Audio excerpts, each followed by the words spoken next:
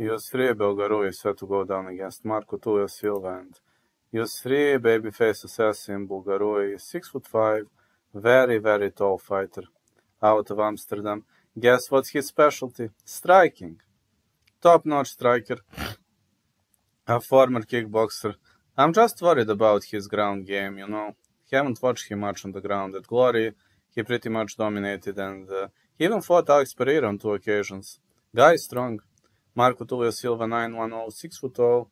He is fighting out of Sao Paulo, Brazil, a shoot boxer, not moving laterally too much. I believe somebody's gonna get finished here. I mean, Tulio Silva has very underrated ground game, and that could be his advantage. Belgaroui has a knockout power. Both of these guys can score a one-punch knockout power, and Tulio Silva should be better on the ground.